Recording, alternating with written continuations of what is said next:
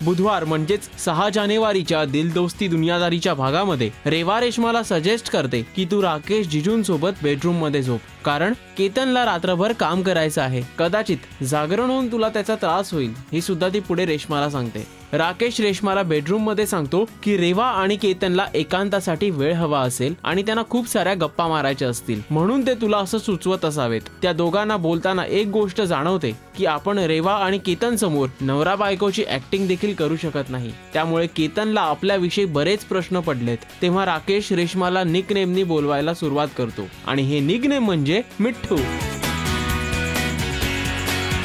दुसऱ्या दिवशी सकाळी केतन राकेशला सांगतो की लग्नानंतर मी मुंबईत शिफ्ट होण्याचा प्लॅन करतोय, जेणेकरून मला जॉबसाठी चांगल्या ऑपॉर्च्युनिटीज देखील मिळू शकतील. हे ऐकताच रेश्मा आणि राकेश चांगलाच धसका घेताना दिसले. पुढे केतनला रेश्मा अस्वस्थ असल्याचं जाणवतं. राकेश त्याला सांगतो की ॲनाची तब्येत खराब असल्यानं ती थोडी बेचैन आहे. तितक्यात माझ घरातील दोस्त राकेशच्या घरी येतात आणि ॲनाला पाहून तर केतन आणि रेवा हैराण होतात. या दोस्तांच्या टीम मध्ये निशा देखील असते, हे विशेष.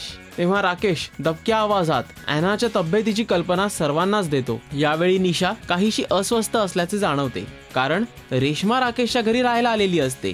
पुढे ॲना देखील आपल्याला बरं नसल्याचं नाटक करायला सुरुवात करते.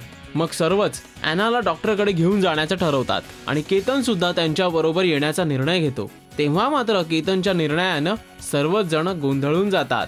आता पुढच्या एपिसोडमध्ये पाहूयात की ॲना आपल्या तब्येतीविषयी करत असलेलं सोंग केतन आणि रेवाच्या लक्षात येईल का?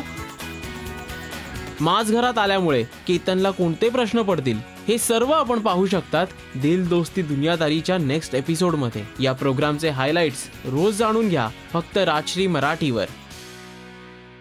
नमस्कार, मी Satish Rajwade and please subscribe to Rajshri Marathi.